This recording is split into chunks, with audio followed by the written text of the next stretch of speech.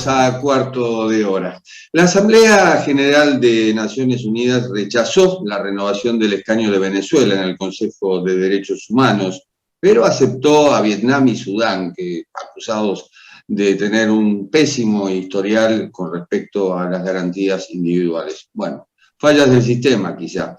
Los 193 miembros de la Asamblea General votaron en secreto para ocupar 14 de los 47 escaños del Consejo de Derechos Humanos de la ONU, presidido por el diplomático argentino Federico Villegas. Los escaños se asignan a regiones, esto para garantizar la representación geográfica, norma que ha hecho que muchas regiones presenten candidaturas en oposición, como ocurrió este año con África, Europa del Este y los países occidentales. Los grupos que definen los derechos humanos critican esta práctica desde hace tiempo, porque niega a los países miembros de la ONU la posibilidad de elegir países en el Consejo y prácticamente garantiza puestos para algunos países con antecedentes pobres en el respeto a los derechos humanos. En las elecciones de este año, la contienda más vigilada fue la de América Latina y el Grupo Regional del Caribe, en las que Chile, Costa Rica y Venezuela compitieron por 2 escaños. Chile obtuvo 144 votos, Costa Rica 134 y Venezuela 88.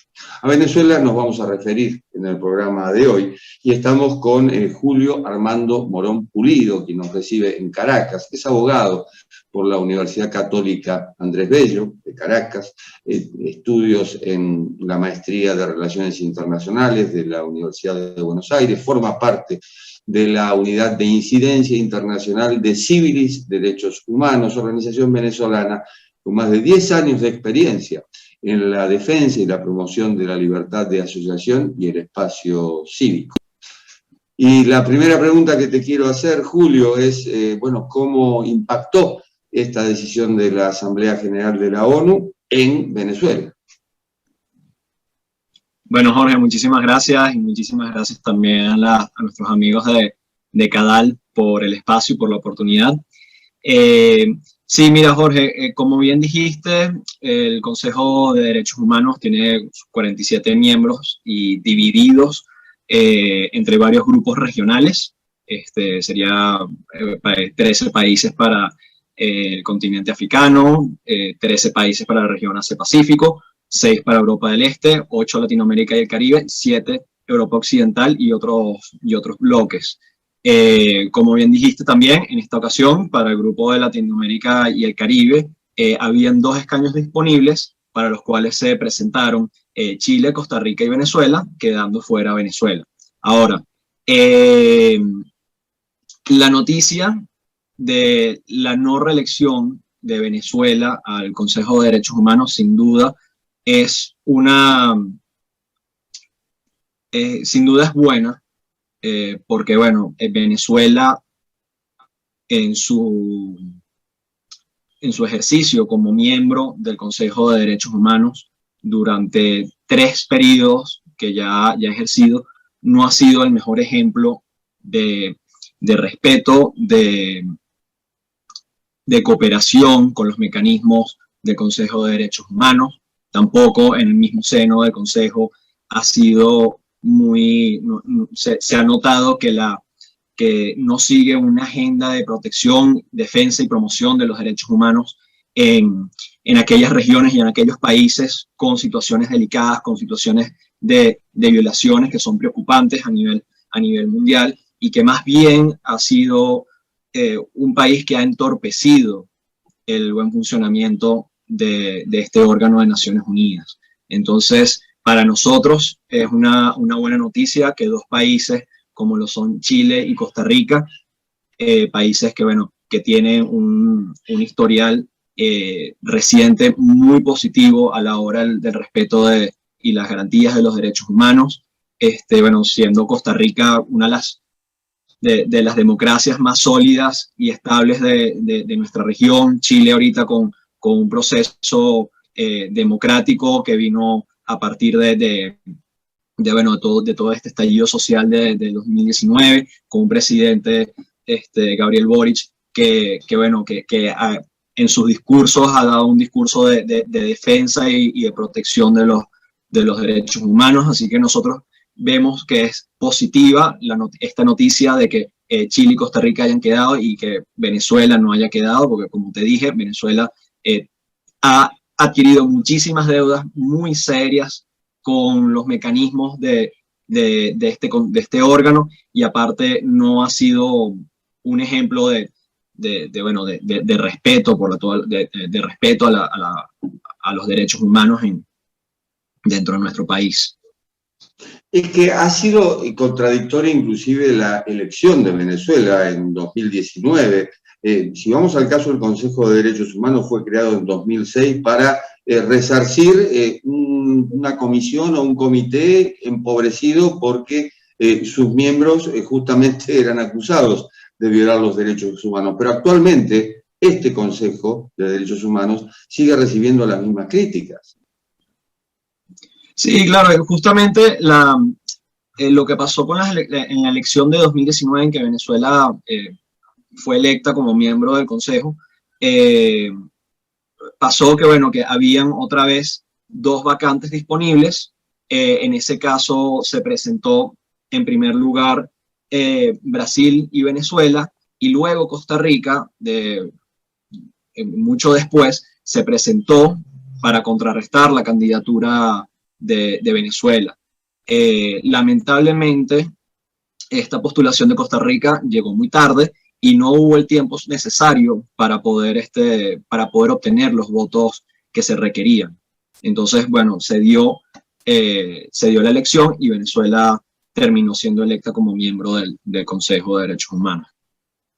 De todos modos, el Consejo de Derechos Humanos extendió 2 años más la misión de expertos que sigue revisando la situación en Venezuela. ¿Cuál es la situación actualmente?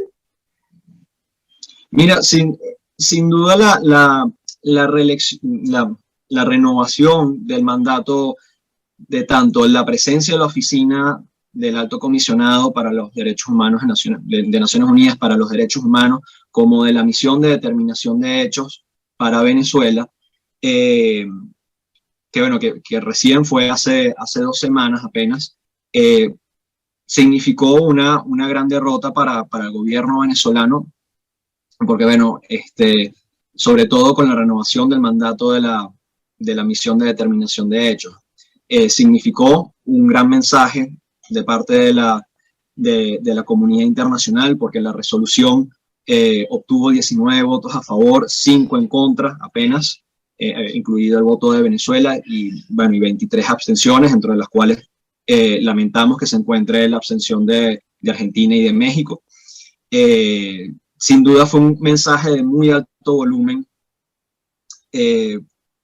porque se reconocieron aquellas situaciones de violaciones de derechos humanos en Venezuela, y por lo tanto eso demostró que Venezuela tampoco era apta para acceder otra vez como miembro del Consejo de Derechos Humanos. Nosotros conectamos directamente la renovación de la misión de determinación de hechos con la no reelección de Venezuela. Como el mundo ha podido ver, en el último informe de la misión de determinación de hechos, se presentaron 2 informes. Un primer informe que habló sobre los casos de tortura, y específicamente cómo funciona todo ese aparato represivo de tortura del SEBIN y del DGCIM, identificando cadenas de mando, identificando responsables. Ese informe ha sido muy importante a la hora de visibilizar todo el aparato represivo y de tortura que existe hoy en día en Venezuela.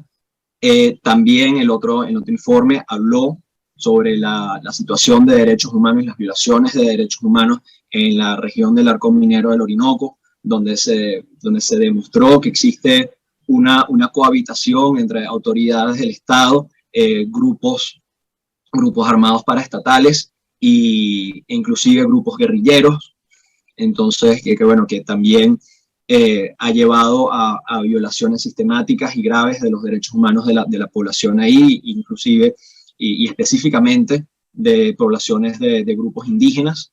Que bueno, estos dos informes han sido contundentes, han sido importantes, sobre todo para las víctimas, porque para las víctimas significa un paso más en obtener en obtener la verdad, en obtener la memoria, en obtener la justicia, en la no repetición.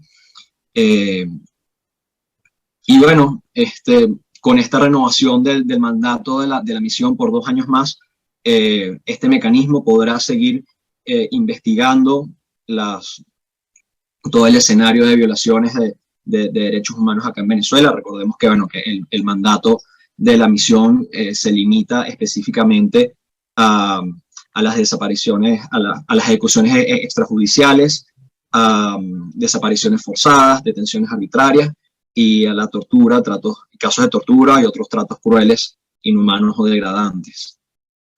Hablaste, Julio, de las abstenciones de Argentina, de México, también de Honduras y de la oposición, obviamente, de Cuba, de la misma Venezuela, de Bolivia.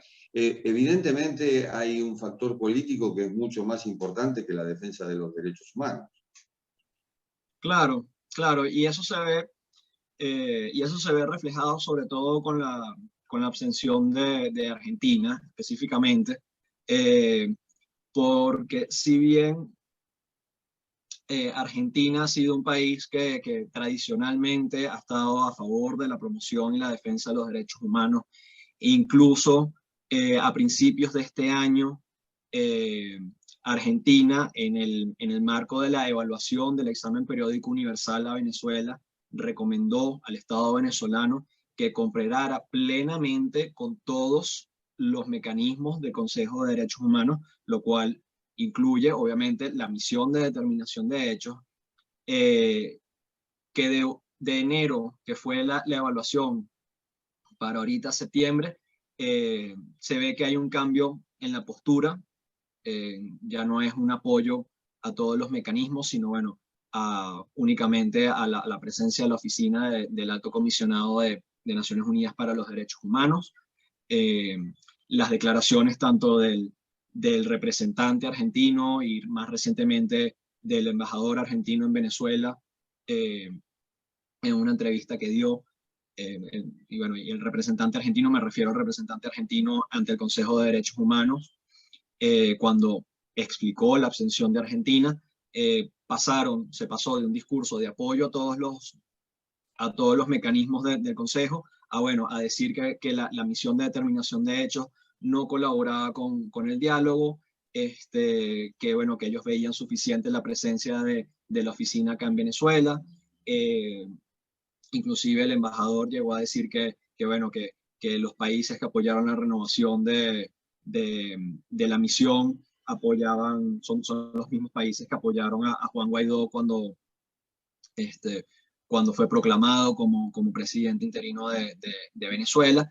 Entonces, bueno, vemos un cambio en la política que, bueno, estará motivado, yo me imagino, a la propia dinámica de cómo se está moviendo la política allá en Argentina, la política interna, de cómo se está manejando los balances dentro de la coalición del poder allá en Argentina. Y bueno, la verdad es que nosotros lamentamos muchísimo ese voto, porque hay abstenciones que se sienten como votos en contra, y este es el caso de Argentina. El caso de México también, lo lamentamos mucho, la abstención que dio México, porque México también fue un país que tradicionalmente estuvo abogando por la defensa de los derechos humanos en Venezuela. Sin embargo, la justificación que dieron fue que bueno, en aras de seguir con el proceso de diálogo entre el gobierno de Maduro y la oposición, iban a abstenerse para salvaguardar ese proceso de diálogo, para no dar, digamos que una excusa o un pretexto para que se pierda ese diálogo, para que se vuelva a interrumpir o bueno, se termine, porque según lo que sabemos, ese proceso de diálogo está próximo a, está próximo a reunirse, a volver a que el gobierno y la oposición vuelvan a sentarse. Entonces, bueno, México, para no sabotear o aunque no ellos den el pretexto de que se cancele, votaron en abstención. ¿Las organizaciones de derechos humanos se sienten amenazadas en Venezuela? Mira, sí, o sea, sí, el espacio cívico acá en Venezuela, según indicadores internacionales, se considera como un espacio cívico que está siendo restringido. Cada vez son las medidas, las normativas y las leyes que ha sacado el gobierno, que ha constituido un cerco al legítimo desarrollo y trabajo de las organizaciones de sociedad civil.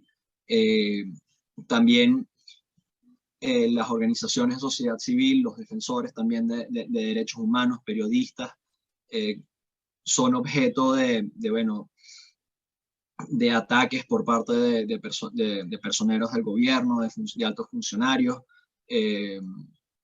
Ha habido, bueno, una estigmatización por parte del gobierno hacia las organizaciones.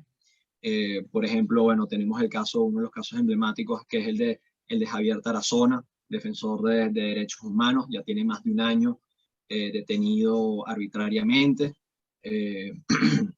Y bueno, a pesar bueno, que es una persona que está en un estado delicado de salud, el gobierno no ha avanzado, no ha avanzado ante las peticiones de su liberación y bueno, Javier Tarazona sigue detenido injustamente. También los sindicatos acá en Venezuela han sido minimizados por el gobierno. Recientemente el gobierno detuvo a 8 líderes sindicales sin orden de aprehensión, son detenciones completamente arbitrarias. Hay casos que no han sido presentados formalmente en tribunales y bueno, sí, se ve un patrón cada vez más fuerte de persecución y de cerco contra las organizaciones de sociedad civil. Incluso este año se manejó un proyecto de ley de cooperación internacional en donde, bueno, el gobierno básicamente incautaba todos los fondos provenientes de la cooperación internacional hacia las organizaciones de sociedad civil, obligaba a las organizaciones a inscribirse en un registro paralelo y autorizatorio, que es decir, que bueno, el gobierno y el Estado te autoriza como organización de sociedad civil a existir, a trabajar, a funcionar, e imponía un marco sancionatorio amplísimo que bueno, que incluía penas o sanciones bueno, de suspensión e incluso eliminación de la personalidad jurídica de las organizaciones de sociedad civil. Y también hemos tenido normativas en temas bueno, de lucha contra el financiamiento del terrorismo, en donde sin ningún tipo de examen, sin ningún tipo de evaluación de riesgo, se nos mete a todas las organizaciones de la sociedad civil como agentes de riesgo o agentes susceptibles a caer en el financiamiento del terrorismo, bajo el pretexto de que, bueno, que se están siguiendo las recomendaciones del Grupo de Acción Financiera Internacional, que bueno, al final es una mala aplicación de estos estándares. Y bueno, sí, como te voy diciendo, ha sido un marco de cerco cada vez más agudo contra el trabajo legítimo de las organizaciones de sociedad civil, y que bueno, cada vez ha sido más más fuerte. El miedo como una forma de control y en este caso también de preservación del poder. Julio, ha sido muy amable, muchas gracias. No, vale, muchísimas gracias, Jorge, por la oportunidad y también a los amigos de Cadal por el espacio. Y bueno, muchas gracias de nuevo. Y así concluimos este cuarto de estos 15 minutos y monedas de Cadal TV. Nos reencontramos en la próxima. El mundo más lo es vivir al borde de una cima que unos pocos ahondan.